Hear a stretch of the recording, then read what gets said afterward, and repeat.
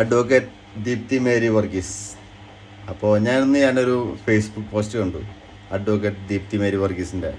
ആ Facebook post ഞാൻ comment ബോക്സിൽ കൊടുക്കണം കേട്ടോ, നിങ്ങൾക്ക് വേണമെങ്കിൽ നോക്കാം.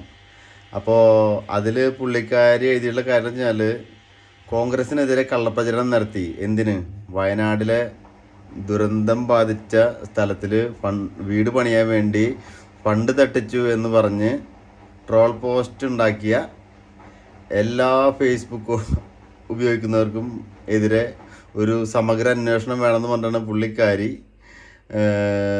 ഒരു പോസ്റ്റ് ഇട്ടിട്ടുള്ളത്. അതിൻ്റെ ഒരു കംപ്ലൈൻറ്റ് പുള്ളിക്കാരി എഴുതി നമ്മുടെ ആഭ്യന്തരമന്ത്രി രമേശ് ചെന്നിത്തലയിൽ കൊടുത്തിട്ടുണ്ട്. അപ്പോൾ എനിക്കെന്താ പറയാനുള്ളത് വെച്ചാൽ, അഡ്വക്കേറ്റ് ദീപ്തി മേരി വർഗീസ്, ഇത്തിരിയെങ്കിലും ഉളുപ്പുണ്ടെങ്കിൽ നിങ്ങൾ ആദ്യം ആ ഫണ്ട് എത്ര പിരിച്ചു, എവിടെ നിന്ന് പിരിച്ചു, ആ ഫണ്ട് എന്ത് ചെയ്തു എന്നുള്ളതിൻ്റെ ഒരു പോസ്റ്റ് കൂടി നിങ്ങൾ ഇടണം. അതിനും കൂടി നിങ്ങളൊരു കംപ്ലൈൻറ്റ് കൊടുത്തിട്ട് രമേശ് ചെന്നിത്തല നിങ്ങളൊരു അന്വേഷണം പ്രഖ്യാപിക്കണം.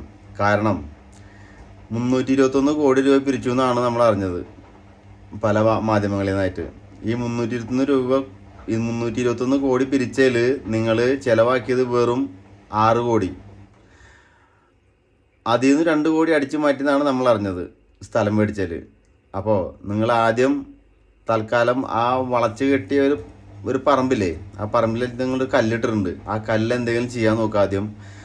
അത് കഴിഞ്ഞിട്ട് സമയം കിട്ടുമ്പോൾ നിങ്ങൾ പോസ്റ്റ് ഇട്ടവർക്ക് നേരെ വലിയൊരു കംപ്ലൈൻറ്റ് ചെയ്ത് കൊടുക്കുക. ഓക്കെ, അപ്പോൾ ഗുഡ് നൈറ്റ്, ലാൽ സലാം.